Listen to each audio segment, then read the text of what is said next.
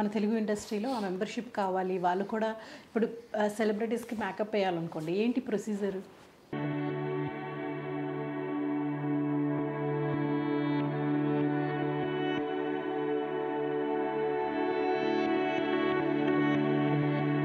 Makeup వేయడానికెళ్ళేటప్పుడు అబ్బాయిలా వెళ్తారా? అమ్మాయిలా వెళ్తారా? బిఫోర్ మీరు మేకప్ ఆర్టిస్ట్‌గా ఉంటూ తర్వాత ఇలా ఎయిర్ గన్ షూటర్‌గా అసలు ఎలా అండి మీ లైఫ్ టర్నింగ్? అంటే కంపల్సరీ సర్జరీ చేయించుకోవాలా అండి? అది మ్యాండేటరీయా?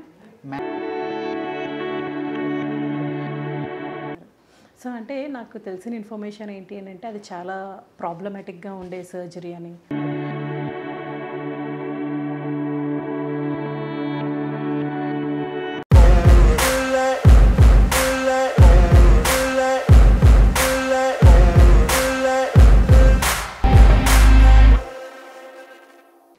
సో, ఇప్పుడు మీకు ఇన్ని ఇయర్స్ జర్నీ లైక్ మేకప్ ఆర్టిస్ట్‌గా చేశారు కదండీ! ఇందులో ఏమైనా సరే ఏదైనా హ్యాపీయెస్ట్ మూమెంట్ ఏమైనా ఉందా? అది షేర్ చేసుకుంటారా మాతో? హ్యాపీయెస్ట్ మూమెంట్ చాలా ఉందండి.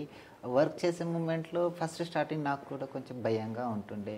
వెళ్తే ఏమని అనుకుంటారో, మాట్లాడొచ్చా, మాట్లాడొద్దా అని అనుకుంటారు. బట్ అలా ఏమి ఉండదు. ఈజీగా మూవ్ అయిపోతాము, వర్క్ చేసుకుంటాము.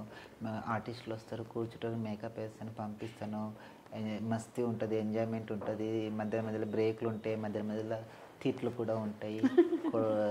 ఎందుకంటే వర్క్ కరెక్ట్గా రాకపోతే డైరెక్ట్ ముఖం మీదనే అలా అనేస్తారు. ఎందుకంటే మనం చేసే జాబ్ వాళ్ళు పే చేస్తున్నారు, మనం కరెక్ట్గా వర్క్ ఇవ్వాల్సిందే. అలానే చెప్పేసి నేను నేను నేను వర్క్ చేస్తున్నానంటే నన్ను తిట్టొద్దు అని నన్ను ఇక్కడ నుదుటి పైన రాసిలేరు కదా. నేను తప్పు వర్క్ చేసి అది ఆటోమేటిక్గా మీకు నచ్చకపోతే మీరు డైరెక్ట్ ముఖం మీద అనేస్తారు, నాకు ఈ వర్క్ కరెక్ట్గా రాలేదని అనేసి. సో అన్నీ ఉంటాయి, ఎంజాయ్మెంట్ అన్నీ ఉంటాయి. సో బట్ నాకు చాలా మంచిగా అనిపిస్తుంది వర్క్ చేసేటప్పుడు. అయితే నాకు చాలా మంచిగా వావ్ నిన్న పని చేసుకునే సాటిస్ఫాక్షన్, సెల్ఫ్ సాటిస్ఫాక్షన్ అని. అంటే ఇప్పుడు ఎవరైనా సరే ఇప్పుడు మన తెలుగు ఇండస్ట్రీలో ఆ మెంబర్‌షిప్ కావాలి. వాళ్ళు కూడా ఇప్పుడు సెలబ్రిటీస్‌కి మేకప్ ఎయ్యాలనుకోండి. ఏంటి ప్రొసీజర్?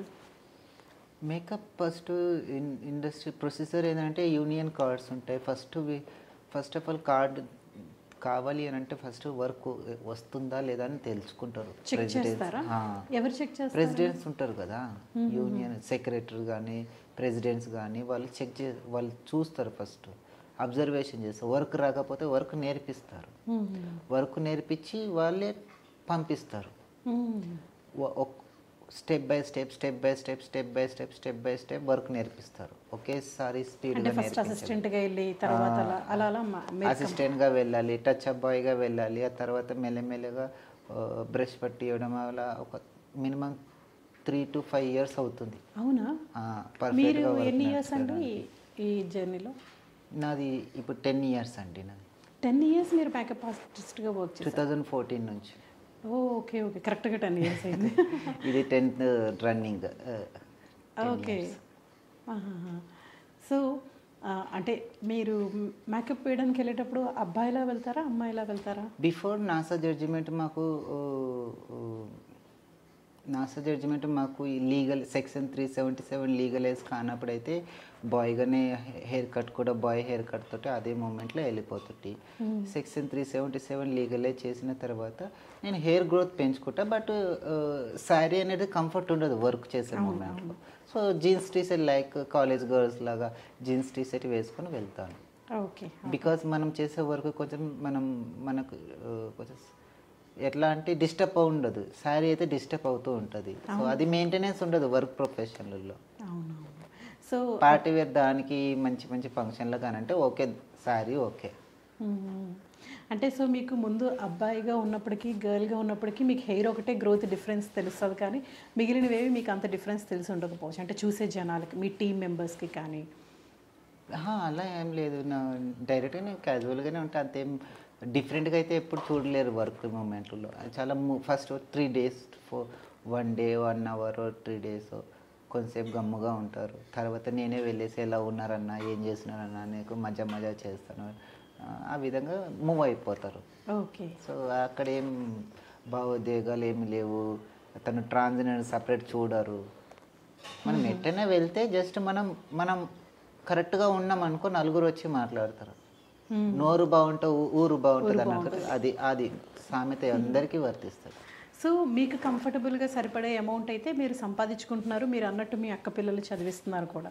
ఎన్ని ఇయర్స్ నుంచి అండి అక్క పిల్లలు చూసుకుంటున్నారు? 8 ఇయర్స్ నుంచి చూసుకుంటున్నారు. అంటే మీరు బ్రతకాలి ప్లస్ పిల్లలకి చదువులు అవన్నీ కూడా ఆ అమౌంట్ మేకప్లో బాగానే వస్తుంది. వస్తుంది, కొంచెం వెడ్డింగ్స్ వస్తుంటే వెడ్డింగ్స్ కూడా వెడ్డింగ్స్ కూడా చేస్తానండి. సో ఈ వెడ్డింగ్స్ ఎవరికైనా కావాలంటే మన ఖుషీనే మీరు కాంటాక్ట్ చేయండి. ఇంకొకటి, మీరు మేకప్ ఆర్టిస్ట్గా ఉంటూ తర్వాత ఎలా ఎయిర్ గన్ షూటర్గా అసలు ఎలా అండి మీ life turning? Air gun shoot ఎలా అంటే నేను ఇలాగే ఇప్పుడు మన ఇద్దరం ఏ విధంగా కమ్యూనికేషన్ ఏ విధంగా కలిసామో ఉమెన్స్ మీటింగ్లలో, అదే విధంగా నేను ఇంకొకరు బ్రదర్ నాకు ఇన్స్టాగ్రామ్లో పరిచయం అవుతే నాకు ఈవెంట్ ఉంది, మిమ్మల్ని కూడా అవార్డు ఇచ్చి మీకు కూడా కొంచెం సత్కరించాలని ఉంది, వస్తారా అని అంటే ఇన్విటేషన్ పంపిస్తే నేను వెళ్ళాను అన్నట్టు. అక్కడ చాలామంది ట్రాన్స్జెండర్స్ కూడా వచ్చారు. సో వాళ్ళతో పాటు అందరికీ అంటే బోనాల ఒక ఈవెంట్ పెట్టారనుకో, బోనాల ఫెస్టివల్ సంబంధించిన ఈవెంట్ పెడితే అక్కడికి వెళ్ళాను. యాజ్ ఎ సెలబ్రిటీ మేకప్ ఆర్టిస్ట్గా నాకు అవార్డు ఇచ్చారు. చాలామంది ట్రాన్స్జెండర్స్ కూడా సోషల్ యాక్టివిటీస్లో వర్క్ చేసే వాళ్ళు కొంత ట్రాన్స్జెండర్స్ కూడా ఇచ్చారు. అక్కడ భువన మేడం అని నాకు పరిచయం అయింది. భువన మేడం, ఓకే ఓకే. భువన మేడం అని పరిచయం అవుతే ఆమె దగ్గర ఫస్ట్ నాకు స్పీచ్ ఇచ్చారు, మాట్లాడండి ఏదైనా మీకు తెలిసిన 4 మాటలు మాట్లాడానంటే నేను ఏదో మాట్లాడేసాను. ఆమె ఇన్స్పైర్ అయిపోయింది నా మాటలకి. సో తర్వాత తను నా కాంటాక్ట్లో కనెక్ట్ అయిపోయి ఎయిర్ గన్ షూట్ కూడా నేర్చుకుంటావా అని నాకు ఆ విధంగా తను మోటివేషన్ చేసింది. సో నాకు చిన్నప్పటి నుంచి కూడా స్పోర్ట్స్ అంటే కూడా చాలా ఇష్టము. బిఫోర్ నేను ప్యారడైజ్లో జాబ్ చేసిన తర్వాత 5 months నేను షటిల్ బ్యాడ్మింటన్ ప్లేయర్ని కూడా, డిస్ట్రిక్ట్ లెవెల్ కూడా ఆడాను. ఇప్పుడు అంటే ఎన్ని ఇయర్స్ నుంచి అండి మీరు ఈ గన్ షూటింగ్ అనేది ప్రాక్టీస్ చేస్తున్నారు? 8 months నుంచి అండి. 8 months నుంచి. అంటే ఇందులో ఏమైనా అచీవ్మెంట్స్ ఉన్నాయా ఇవి? అచీవ్మెంట్స్ ఉన్నాయండి చాలా.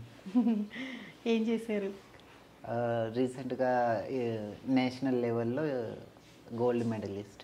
వావ్, అవునా? నేషనల్ లెవెల్లో గోల్డ్ మెడలిస్ట్ 8 monthsలోనే? నార్మల్గా 8 monthsలో ఎవరికైనా అలా వస్తాయా? ఆమె ట్రైనింగ్ అలా ఉంటుంది. భువన గారి ట్రైనింగ్ అలా ఉంటుంది, మేడంది ట్రైనింగ్ అలా ఉంటుంది. మోటివేషన్ బాగుంటుంది అండ్ ట్రైనింగ్ మంచిగా ఏ విధంగా నేర్చుకోలేరు, సెల్ఫ్ కాన్ఫిడెన్స్ ఉండి నేర్చుకోవాలని ఒక తపన ఉంటుంది కదండి, అది ఎవరైనా రీచ్ అవుతారు. నేను ఒక్కదాన్ని గోల్డ్ మెడల్ కొట్టానని కాదు, 40 అబ్బో ఏజ్ వాళ్ళు 4 gold 1 bronze వచ్చింది. 6 పీపుల్స్ వెళ్తే ఓకే. ఓపెన్ కేటగిరీలో. Open category. నెక్స్ట్ ఏంటండి, అంటే నెక్స్ట్ ఏమనుకుంటున్నారు, ఏం చేయాలి? నెక్స్ట్ ఏమనుకుంటున్నాను అంటే నాకు ఇదే కంటిన్యూ చేస్తాను. ఇంకెవరైనా పిల్లలకు అవసరం ఉంటే నేర్చుకోవాలని అంటే ఈవెన్ నా కమ్యూనిటీ పీపుల్ కూడా ఇంట్రెస్ట్ ఉంటే వాళ్ళని కూడా నేను ముందుకు తీసుకెళ్తాను. అవునా? ఓకే. యాక్చువల్లీ ఈ వీడియో ద్వారా ఉమెన్ కాదండి, ఉమెన్ కానీ మెన్ కానీ మా అందరికీ ఇన్ఫర్మేషనే. కానీ మీ కమ్యూనిటీ పీపులే చూసి, మిమ్మల్ని చూసి చాలామంది ఈ బెగ్గింగ్ చేయడం మానేసి ఏదైనా పని చేసుకుంటే బాగుంటుందని నేను కూడా చాలామందికి చెప్పానమాట. ఏదైనా నేర్చుకుంటారంటే రండి, నేను కెమెరా వర్క్ నేర్పిస్తాను, ఎడిటింగ్ నేర్పిస్తానని కూడా అన్నా. బట్ కానీ వాళ్ళు రాలా. ఎందుకు రాలేదు అంటే రీజన్ లేదు, చదువు లేదన్నారు. ఎడిటింగ్ అయితే 10th class చేసే వాళ్ళు కూడా ఎడిటింగ్ చేస్తున్నారు. అండ్ కెమెరా వర్క్ అయితే ఎవరైనా నేర్చుకోవచ్చు. ఒకటి చెప్పనా, మనం పుట్టగానే నడవలే కదా. అవును. ఒకేసారి తీసుకొచ్చి నేను కంప్యూటర్ మీద కూర్చొని పెడతాడు, వాళ్ళకి ఎప్పుడు గుండె దడదడానికి నేర్పిస్తాను అండి. ఇప్పుడు మీరు ఫస్ట్ మేకప్ నేర్చుకోవడానికి వెళ్ళేటప్పుడు ఒక్కసారి మీకేం ఇచ్చేయలేదు కదా. ఫస్ట్ పక్కన నించొని చూసారు, తర్వాత వేయడం నేర్చుకున్నారు, ఇది చేసి ఈ ప్రోడక్ట్ ఇది అని తెలుసుకున్నారు. ఒక్కసారి మీకు ఇచ్చారు కదా, ఇచ్చాను. తీసుకొని వెళ్ళి ఇప్పుడు ఎవరికైనా సడన్గానంటే వాళ్ళు కొంచెం భయపడినారేమో. సరే ఓకే, మళ్ళీ ఒకసారి అడుగుదాం, మేబీ ఈ ఇంటర్వ్యూ చూసైనా వాళ్ళు కొంచెం మోటివేషన్ అయ్యి వస్తారేమో. అంటే ఒక సమాజంలో ఎలా ఉంది అంటే చాలామంది బయట జనాలు ఏమనుకుంటున్నారు అన్నది మనకు అనవసరం. ఎందుకంటే ఎవ్రీ ఇండివిజువల్ లైఫ్, నా లైఫ్ నాకు ఇంపార్టెంట్, నేను ఎలా బ్రతుకుతున్నాను, నా పిల్లల లైఫ్ ఎలా ఉంటుంది అనేసి. సో మీరు ఎంత రెస్పెక్ట్ఫుల్గా బతుకుతున్నారు, ఎక్కడికి వెళ్ళినా సరే. ఇప్పుడు మొన్న ఉమెన్ ఎంటర్ప్రెనర్ మీట్ అయ్యింది, సో మీరు వచ్చారు, ఎంత మర్యాదగా ఎంత మంచిగా ఉండే అక్కడ. సో అలా ప్రతి ఉమెన్ కూడా, అంటే లాస్ట్ టైం నేను ఒక అమ్మాయితో మాట్లాడేటప్పుడు ఎక్కడికి వెళ్ళినా మాకు అవమానాలే అని చెప్పేసి అన్నారు. ఆ అవమానాలు ఎందుకు అవుతున్నాయి అని అంటే ఇప్పుడు నాకు అర్థమైంది ఏంటి అని అంటే జెండర్ కాదు, మనం చేసే పని. చదువుకోవాలి, ఏదో ఒక పని చేయాలి. ఏదో పని చేయండి. కూలి పని చేసేటప్పుడు నువ్వు మెన్న ఉమెన్ అని అడగరు కదా. ఆ స్ట్రెంత్ అందరికీ ఉంటుంది. ఉమెన్ చేస్తున్నారు, పిల్లల్ని కట్టుకొని ఇలా కట్టుకొని కూడా చేసేవాళ్ళు మనం ఎంతమందిని చూడలేదండి. కరెక్ట్. సో అది కూడా చేయొచ్చు. చదువు అనేది పేరెంట్స్ మీరు చెప్పినట్టు పేరెంట్స్ ఫస్ట్ ప్రాబ్లం అక్కడ. కాకపోతే దాన్ని కూడా మనం మార్చుకోవాలి. గుడ్డు వాళ్ళే ఇక్కడ మీరు అక్కడ చూస్తే మర్రి చెట్టు దగ్గర రోజు ఈవినింగ్ పాటలు పాడుతూ ఉంటారు. చూస్తే అసలు ఎవరబ్బా ఎంత బాగా పాడుతున్నారని చూస్తే వాళ్ళు. డెఫినెట్గా చాలామంది వెళ్ళిపోయినా కొంతమంది అయినా వచ్చి హెల్ప్ చేస్తారు కదా. అంటే బెగ్గింగ్ కంటే అది చాలా బెటర్. ఎవరు బతుకులు వాళ్ళు బతుకుతున్నారు. అలా మీరు కూడా మీ లైఫ్ కోసం అలా అని చెప్పేసి ప్రతి ఒక్కరు బెగ్గింగ్ మానేయాలని కాదు. వాళ్ళు ఫస్ట్ స్టార్టింగ్ నుంచి ఉన్న వాళ్ళకంటే చాలా రిస్ట్రిక్షన్స్ ఉంటాయి లైఫ్లో.